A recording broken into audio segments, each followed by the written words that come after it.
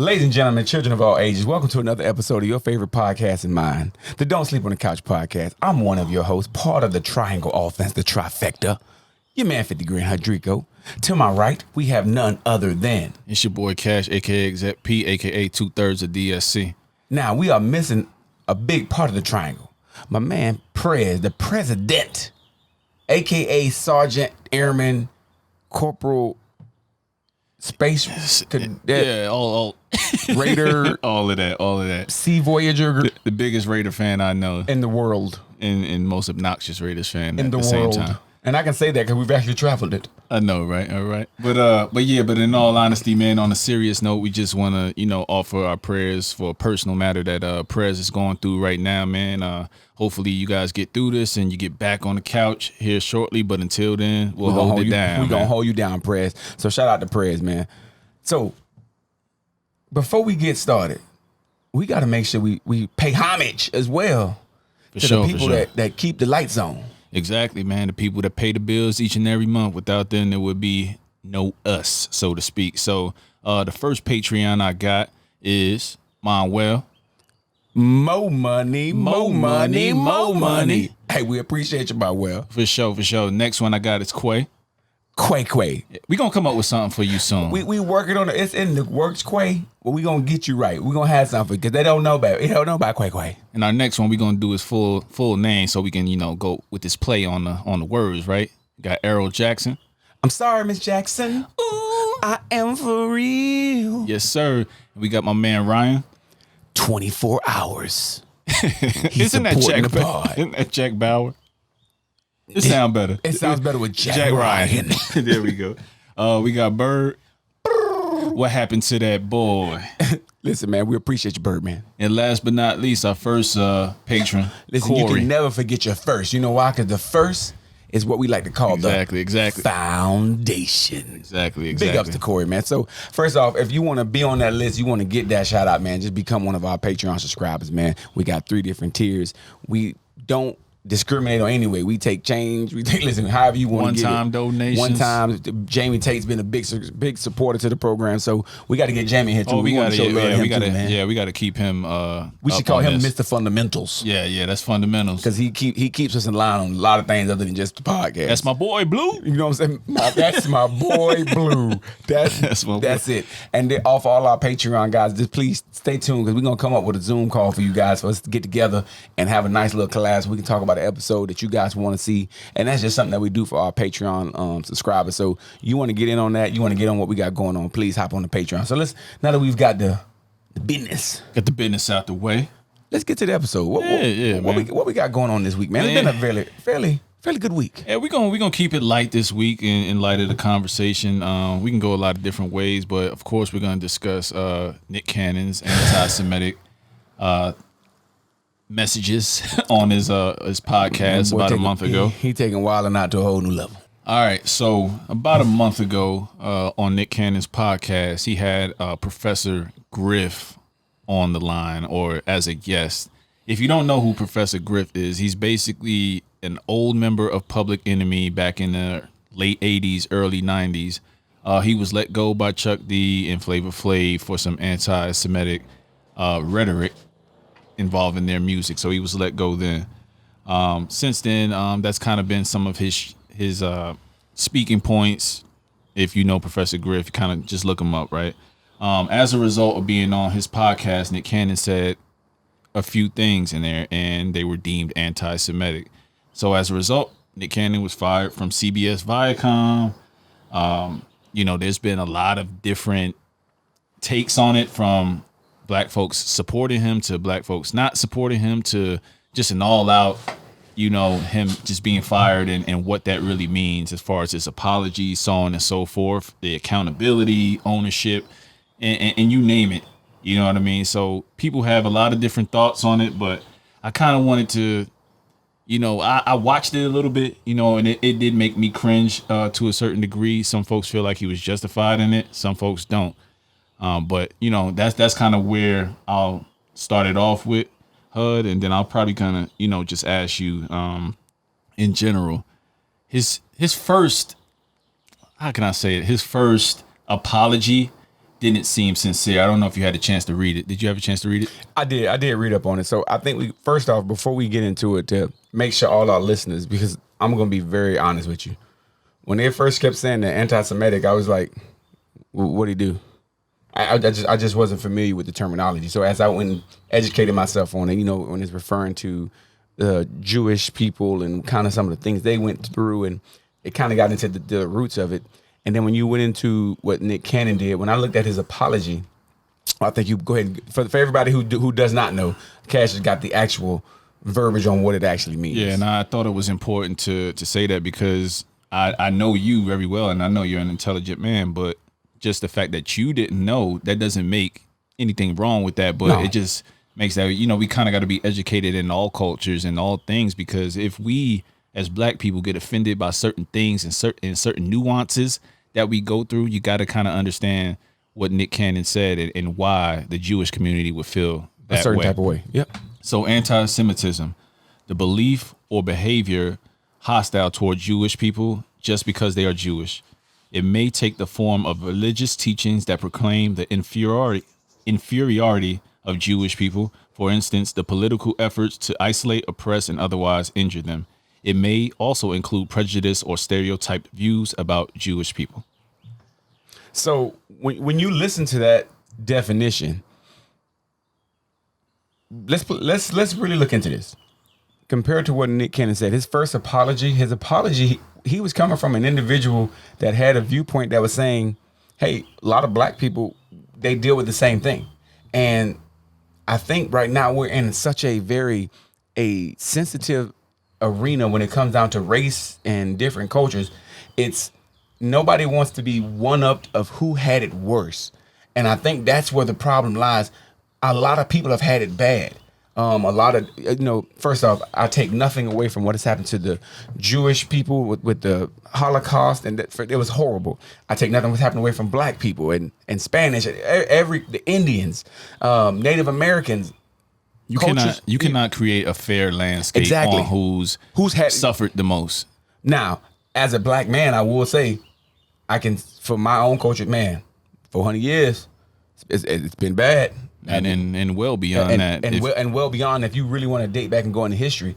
So I think where Nick Cannon was trying to come from, I'm not trying to say I'm trying to defend Nick Cannon, but I think where he was trying to come from is, when you read that definition, you can see some similarities.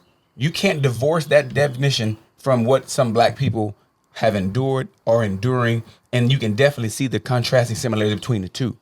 And I think that's where he was trying to come from. I just think it was one of those things.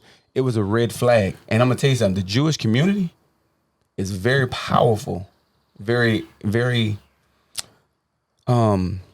yeah, I know what you're trying establish the community especially in the business world. Yeah, I know what you're trying to say. And with that said, man, there's a thing to be said for like context and what he said. So like a lot of the statements about the melanated skin and all these different type of things that he was kind of getting into, and I don't want to play it over again to kind of air that on our platform, because I feel like if it was disrespectful to somebody, then it's disrespectful, and I don't want to play it. But going back to his apology, initially it didn't seem sincere. It just seemed like, just reading it, it just seemed like he didn't understand what he said in the moment and was trying to stand tall on what he said. And often at times when you don't feel like you're right, and you're going to do that. You know what I mean? But his second apology, where I don't know if you saw it on Facebook, it was like a really, really, really long post. He seemed contrite. He seemed like he did hear a few people that were in his ear, as far as just black people who supported him, black people who didn't support him, and the Jewish community. I think he heard it and wanted to get some education on the matter and what he said and why it offended people. So I think as a result of that, I thought he was on the right path. But then when I heard that he got fired and subsequently Wildin' Out, Nickelodeon, and all the background things that he was involved with, then I was like, whoa, you know what I mean? Because for me, I'm like, damn, like all of what he did was wiped out in an hour and a half of a podcast. And I think that's where it becomes, when we start looking at the differences, how he can say this. And mind you, when I want to keep stumping this. I am not trying to justify or make right what he said. I believe, just like in this world we live in, people need to be educated.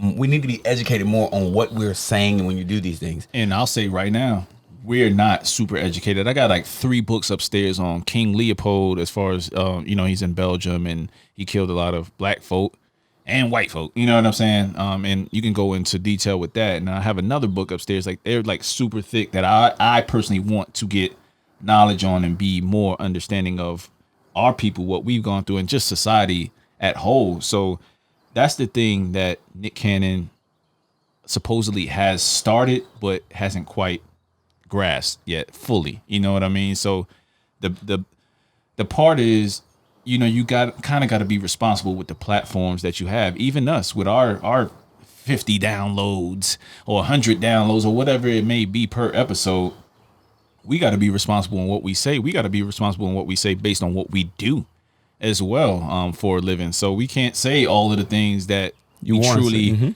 may feel and may still get in trouble for as far as what we say. But I think that we have not saying we're better than Nick Cannon, anything like that, but I still think even if we didn't do what we did for a living, I still think we would speak a little bit more cautiously, because we don't want to offend anybody. And if we did, I know you and I would be willing to stand on that offense, because typically if I offend you and I'm steadfast in my point, then I'm gonna stand on that. You know what I mean? And we can agree to disagree. But and the thing is, and not to be the dead horse, but it wasn't. If we saying something and it is offensive, especially if I didn't know that I'm offending you, or if I'm not coming across that way, I have no problem saying, hey, you know what? That's not where I was coming from. Here's my viewpoint. Let's come to an understanding. The more powerful thing is, he said this, and in minutes, everything was taken away. Why is that not the same across the board? And I'll leave that as a rhetorical question, because that can go down a rabbit hole. This quick pod could turn into a long, drawn out pod, and we can never get into anything else. So for Nick Cannon, I definitely know this was a learning lesson. I do see what he's trying to say. Hey, well, I should still have the rights to wilding out and the things that he's created. But the business wasn't your business. Exactly. Wasn't right in that aspect as far as intellectual property and all these different type of things. So, that's a lesson to all of us. Like, we thought Nick was doing the damn thing, but it's kind of a part of, hey, do you want your intellectual property and you may receive a little less on the front end, and then you'll get your money in the back end? Like, what's the long game? You know what I'm saying? They fronted the program. They fronted the process. They put it on. They put the money up. They made it happen, and they put your name on it, which made you feel like you had ownership. But at the end of the day, you were just showed who really owned that program. I don't care if it says Nick Cannon presented. Viacom, owned that. Yeah, and back to the the lack of understanding and the lack of education. What we were saying earlier is just like the lack of complexity of understanding cultures and the culture within the culture and all these things. Like, you got to understand that Hitler did the same thing. Now, I'm not comparing Nick Cannon to Hitler, but it started out with certain type of speech, certain type of rhetoric, heard over and over and over again to eradicate a whole society as far as Jewish people. So you got to understand that they're going to be cautious to when any of that type of thing starts up. The same way black folks are going to be cautious to when we're out here being killed for in a traffic stop. You know what I'm saying? The second we start seeing certain things like that, you're going to jump right on it, and you're going to, I won't say overreact, but you're going to act accordingly to eradicate that type of behavior, that type of speech from anybody's memory banks. You know what I mean? Because there are people that are still alive. And I don't know if I don't want to get into too deep into it, but there are people that's still alive as far as Holocaust survivors that will tell you all the things that they went through. And then when you hear what Nick said, then you will kind of understand and have some empathy for that. Definitely a difficult situation, and one thing that needs to happen is just more of the educational piece and the conversational piece, just on people, cultures, races in general. And it also just goes to show you, most of all, overarching over all of this, we don't need to be better white people, black people, Jewish people, Native Americans. We need to be better human beings. Absolutely, man. And kind of to take us out on this topic, I just want to say that a lot of the things that Nick and Professor Griff said on there weren't inaccurate. You know what I mean? So it wasn't a total waste of an episode, but at the same time, the small piece that you get out of there, it kind of diluted the whole entire message. Is Nick Cannon a great guy, a great businessman, and provided jobs for a lot of minorities as a result of a $1 billion industry that is wilding out? Absolutely. Should he be allowed to return, upon the proper education and contriteness and all that stuff? Absolutely. All we're saying is, and this is just Cash's point here, is that man shouldn't have to lose his entire job and everything that he's helped build up at Viacom, for this poor judgment as far as just his opinion on things. That's a tough one because I think we talking out of both sides of our mouth when we say that. Yeah. Because if it happens the other way, we expect the individual to be fired immediately, and there's no explanation about it. But now he's saying you shouldn't be fired. Give the benefit of the doubt. So it's a pickle. Yeah. So some might say we tap dancing right now, and so it's a pickle. You can't say what's good for the goose is good for the gander. And 50 Cent, you petty as hell. And that's all I'm gonna say. I'm gonna keep it moving.